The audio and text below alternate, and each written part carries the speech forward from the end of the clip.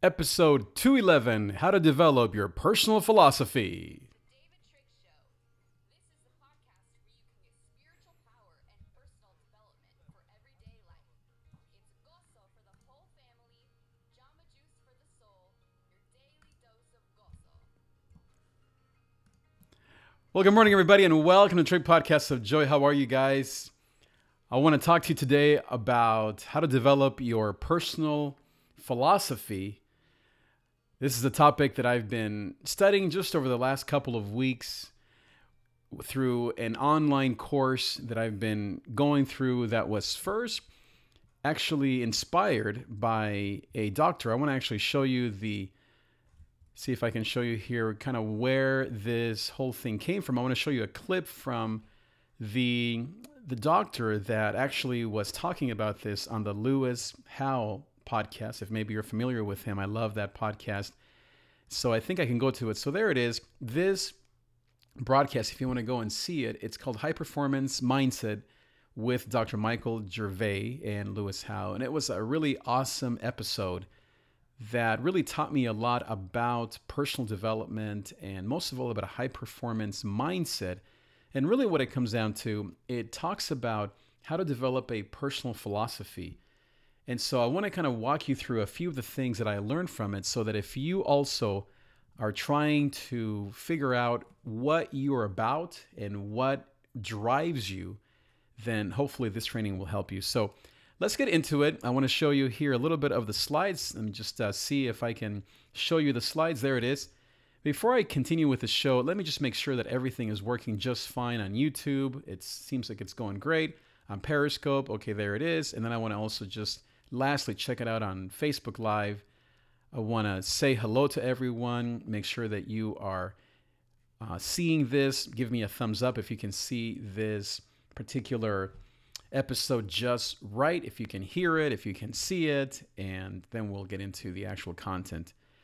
So as I was saying, I really enjoyed this particular training, and so I want to go to the slides that I have here. So this is called How to Develop Your Personal Philosophy, and you can also get all of these free slides, all of these slides for free, if you can just go to lifeofgozo.com/philosophy, and you can download this free PDF if you want to follow along, and then you can take time to go through this on your own. So let's get into the actual content. So what is that exactly does it mean to have a personal philosophy? What are we talking about? So I want to show you this slide. This is Pete Carroll. And Pete Carroll says here that the quote there is, "I'm going to do it exactly the way that is authentic to me." And then it says there on the slide, "Always compete." And he wants to, this is kind of his own statement. "I want to be a great dad, a great coach, a great leader." And at the core, Pete Carroll says, "I'm a competitor." So if you know who Pete Carroll is a world-renowned coach. He's a Super Bowl champion with the Seattle Seahawks. He also was, I believe he won a championship with USC. And I had a chance to work at the USC campus. And so I got to see some of the athletes there on the football team. And you know that this man is just an amazing competitor. And so when Pete Carroll was going through kind of maybe a midlife crisis, he had been fired from SC. He came to this sports psychologist that I mentioned, and he asked him for help. He said, "How do I live according to my values?" And he told this man, I don't want to do my life anymore based on what people think of me or what I should do, but I want to do it out of the way that is authentic to me. And that's where this book comes from. I'm going to do it exactly the way that is authentic to me. And so he met with this doctor, sports psychologist, and he walked him through a process to help Pete Carroll realize his personal philosophy. And so let me just say that a personal philosophy, as far as definition, what that means is that these are basically a sentence or a phrase that drives you, that is core to who you are. And this process is not something that just happens overnight. It may take a lifetime. But I like another slide that I have here that was really useful to me. And it says, let me see if I can just get to that slide here really quick. It says, I think it's this slide. It says, this helps you go from clarity to conviction. To go from clarity, so you kind of know exactly what you want to be about, but then it goes to conviction. And I think that all of us want both, right? We both want clarity and conviction, but I think that most of us just have no idea what our personal philosophy is, or what our purpose is, or what motivates us. And so the training goes through three questions that Pete Carroll went through, and I want to go through those with you here. So the first thing that you need to do is to ask yourself this question, or to actually not ask yourself this question, but to do one thing, and that's to write down words, or to, in other words, write things down. And so what I mean by writing things down is what he said to what the trainer, what the sports psychologist was saying to Pete Carroll, is to write down on a piece of paper all of the experiences that he remembers. All of those moments where maybe he had his first child, when he won the first Super Bowl, when he fell in love, when maybe also it could be difficult things where when he got fired from his job, or maybe he had a struggle in his marriage or with his daughters. So the first thing that you want to do is to write down all of the different words that come to mind when you think about your experiences. It could be positive words, that could be negative words, and to begin to circle the words that seem to come up often, more times than not. And so, for example, I did this. And so for me, I began to write down all kinds of stuff. And then I began to realize that some of the things that I kept writing, they repeated.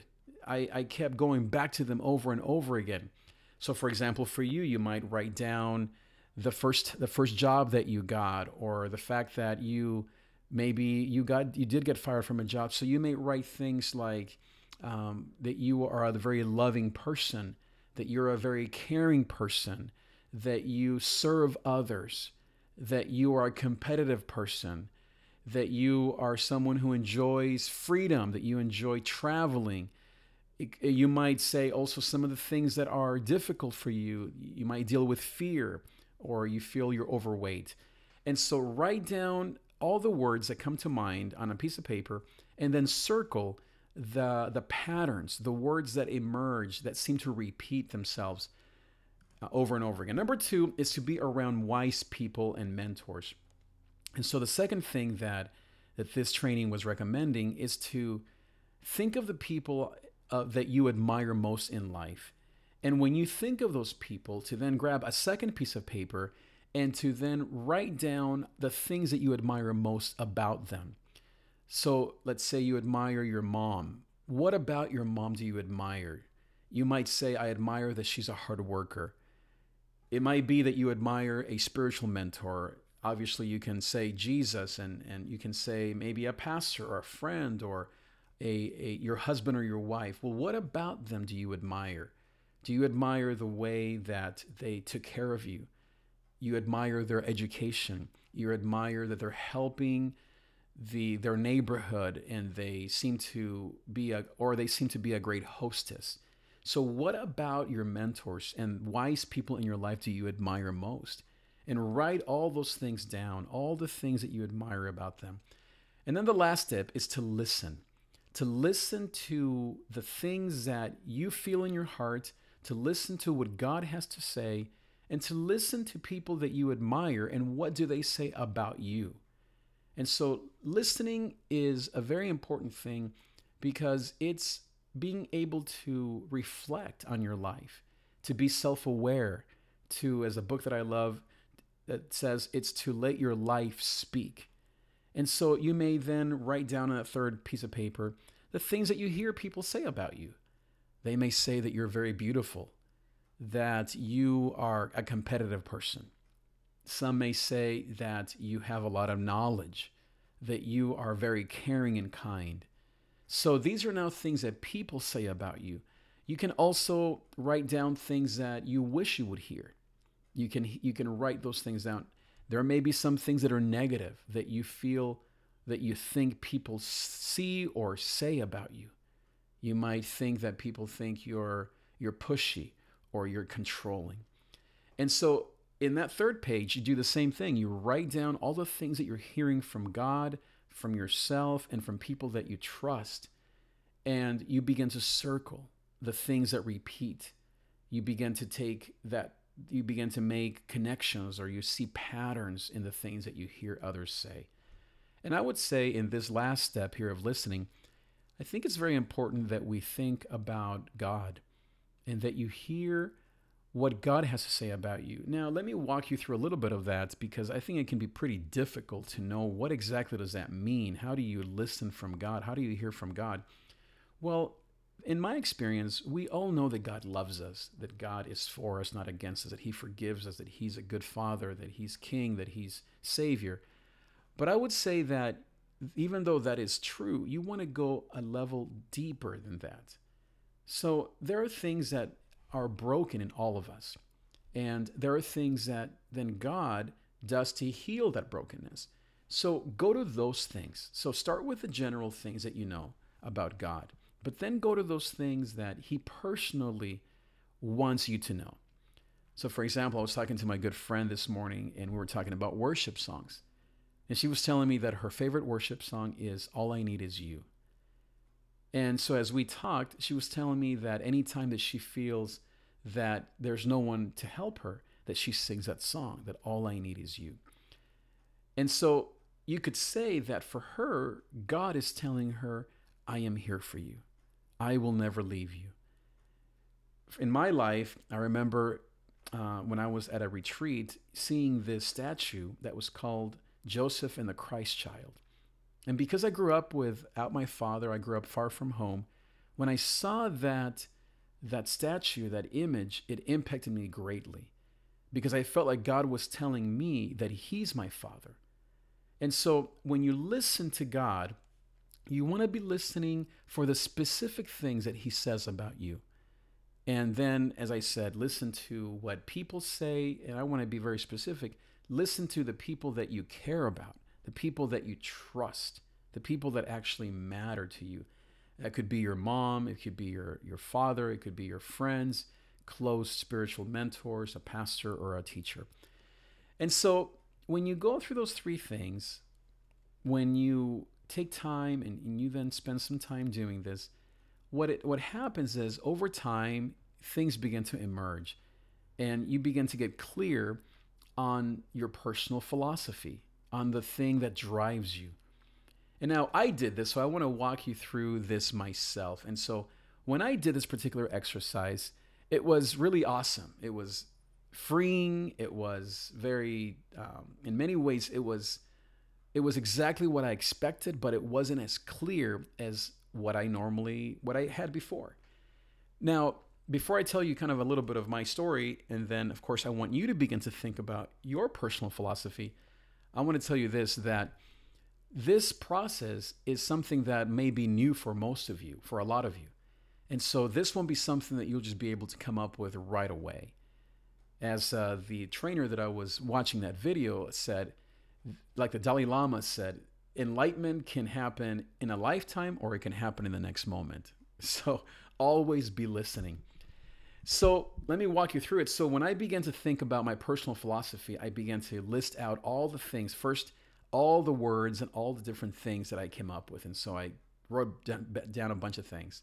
The second one, I began to think of mentors, things that I admire. And specifically, I want to stop on this one. There was this one mentor of mine. His name is Steve. And I was so drawn to him for years, and I still am. But I never really took time until this exercise to think about why. It finally hit me as I wrote things down that what I admire most about him, even though there are so many things that I love about him, really is his knowledge, just how intelligent he is. And so I thought, that's interesting. I wonder what that's telling me. And then as I went to the third and the last area, I began to think about what I tell myself often, mostly the positive things. The negative ones, I know those really well too, but for this exercise, I was mostly thinking of the positive things that I tell myself. But now, as I did that, some negative things also came up. And And it was interesting to kind of process that. But I stayed on the positive ones. I didn't disregard the negative ones, but I mostly focused on the positive ones. And so I began to listen to my life and to God and what others have said of me. So finally, at the end of the whole process, maybe I spent, I don't know, a few hours doing this. And I've spent many, many hours before this thinking about this in my past, or meaning previously. I finally came up with a sentence that I want to share with you. And this is a very vulnerable moment because sharing your personal philosophy is something that is very personal, and that some people may say, well, I don't see that, or that's not true. And I disregard that. And that's the beauty of this. And so I'm telling you this not to say, do you agree? But to simply, most of all, to frame my life. And like Pete Carroll says, from here on out, I want to be living in my authentic truth. Now, some may hear and you may say, oh, okay, that makes sense. And once again, this is not about me. I just want to process or walk you through this process so that you know that I've done it, and then to help you also as you do it yourself. So for me, as I went through all these steps, I came up with a key sentence. And the way that he described it, this professor or this doctor of sports psychologist, he said that you want to come up with a sentence that if you were held at gunpoint in a dark alley and someone said to you, what is your personal philosophy? And if you don't tell me, I'm going to pull the trigger, that you would say this one thing. And it could be a word, a sentence, it could be a phrase, it could be maybe a whole paragraph. But he was specifically encouraging us to say one sentence. For Pete Carroll, it was always compete. And it makes sense to me as I think of Pete Carroll. Anyway, long story short, for me, here it is. Teach everything I know. Teach everything I know. And I want to walk you through those 5 words, just why they mean so much to me. First, I want to say that that phrase is not original to me. I've heard it many times, but I hear it because it's something that I believe in. And so even though we all hear millions and millions of words daily, there are certain words and certain phrases that just seem to jump out of the page because they're meant to be for us. And so even though this is not an original sentence, I've heard this many times, it's something that I believe truly is, as of now, as far as I know, it is my true authentic self. So I want to walk you through these 5 words because I think this will help you as you think about your sentence. Teach everything I know. First is teach. When I say teach, I don't mean to be a teacher in a classroom. I don't mean really any function as in a preacher on Sunday or a Sunday school class or mentoring our children in the car. I just mean that my true essence is to share and to help other people learn. There's nothing I love more than to teach, to share, to exhort, to encourage, to give you what I'm learning. Teach everything. That second word is huge for me because I am selfless. Some may say over selfless because I teach everything I know, but that's huge for me because I want to be selfless with my sharing of what I know. And so that's why that word everything is so important. Have you ever met someone who doesn't want to share what they know with you because they're afraid you may take their job or you might become better than them? That happens all the time. Everyone seems to be out to protect their own jobs, their own skin, their own knowledge. And so they don't teach you anything. They don't share what they know. But I believe that my life calling, my authentic self is to teach everything, not just parts, but everything, even if you become better than me. In fact, I hope that you become better. And that's why that word is so important. My dream is that you will become 100 times better than me. And if you do things that I can't do, I am so thankful. So when it comes to our children, my wife, the people that I have the joy to mentor, students of mine, or the church at large, or you here watching this online, my dream is that you take everything that I have, whether that's this much or a lot, and you take it and run with it. Teach everything. Very important for me, that word I. Because I want to teach you things that I've learned and practiced myself. I don't want to just teach you something that I read or that I think is a good idea. Not that I haven't done that, not that I don't do that sometimes, but my true authentic self is to share with you things that I personally have experienced, that I have failed at, that I have succeeded at, that I have tried, that I have been there, that my teaching comes from what I have been through myself, so that it's authentic to you, so that it's actually something that you know is coming from in here, not just from something I learned. And even though I may have learned it, such as this video today or these last few days that I've been watching, it's something that I've practiced and I'm a practitioner in. So teach everything and then know. I love that word know because it's my favorite word is knowledge. Like Ty says, I love knowledge. Teach everything I know. Gnosis, to know, to have wisdom. And so for me, that means that I will be a lifelong learner. That's why I listen and absorb and read voraciously every day. I maybe input 5, 6, 10 hours worth of content in the car, in the shower, wherever I go. I love to learn, but not just to know, not to be admired, but to teach everything I know to you. And I don't in my sentence there's no to you, because to me teaching, it assumes greatly that it's for the sake of others. So there you go.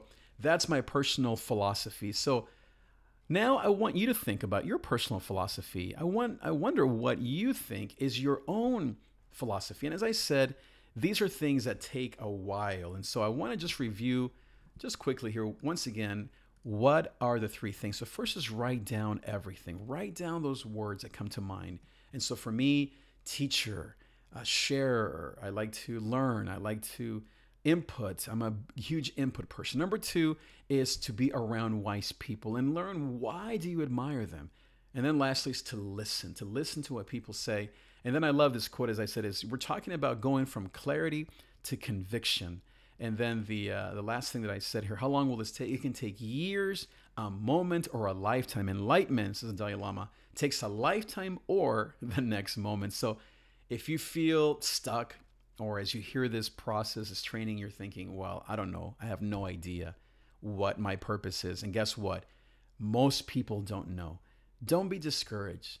This may take you a lifetime to figure out. It may take you years. It may take you forever to learn what exactly your personal philosophy is. But take the next step.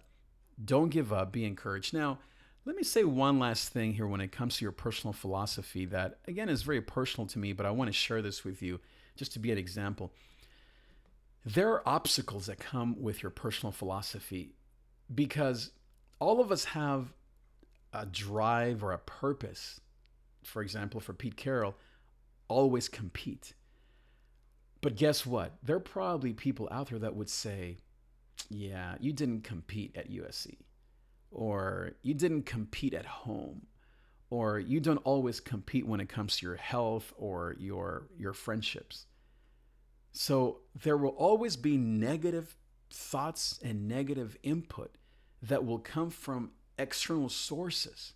And then we absorb them and we make them our own. And so we have to constantly fight those things, and we can't just simply assume they're not there. They affect us.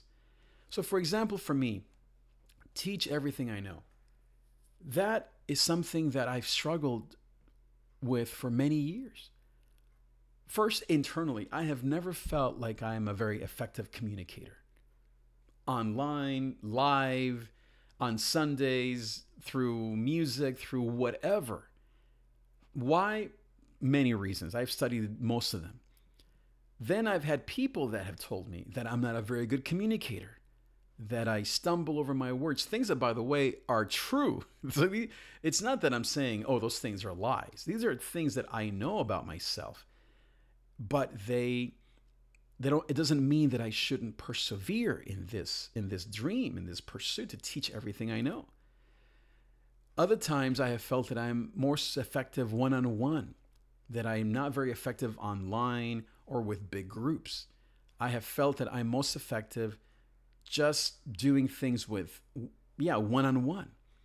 And so that often discourages me. I think, well, Maybe I just shouldn't speak to large crowds. Maybe I should just stay home and just talk to friends whenever they want to come visit me. Maybe I should be a therapist or a counselor and not a speaker online or in a public forum.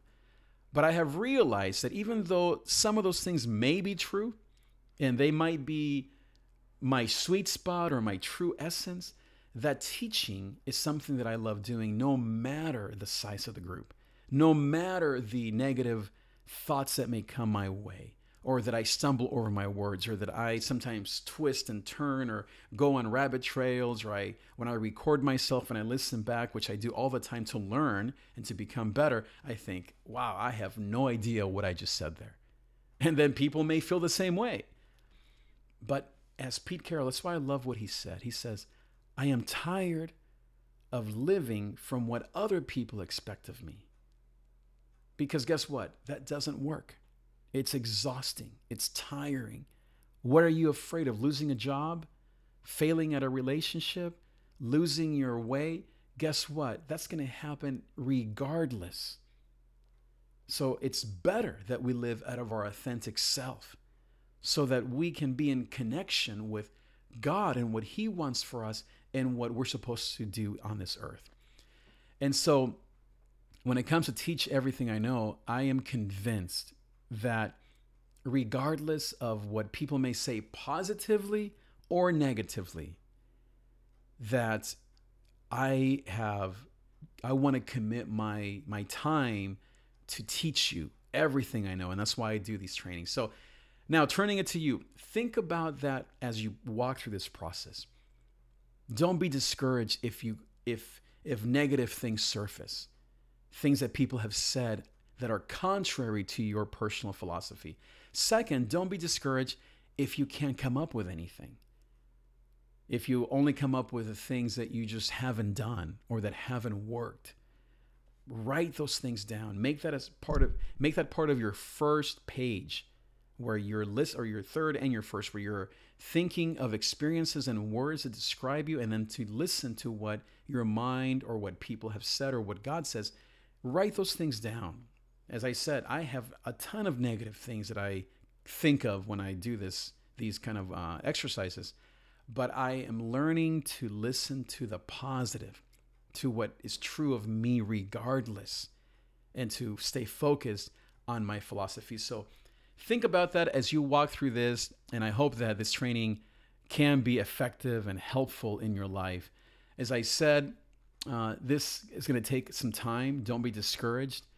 And if you do want to, I want to go back to this slide. If you want to download the slides, then I want to encourage you to go to this page here. I want to go back to it here really quick. At the beginning, how to develop your personal philosophy. You can download this training for free at lifeofgozo.com/philosophy. And you can download these slides and you can then go through them on your phone, on your tablet, on your computer, whenever you have some time, and just take some time. And then here's another thing. I would love it if you could then, did I show you that? Okay, there they are. Sorry about that. I didn't flip to the right slide there. So there it is, lifeofgozo.com/philosophy.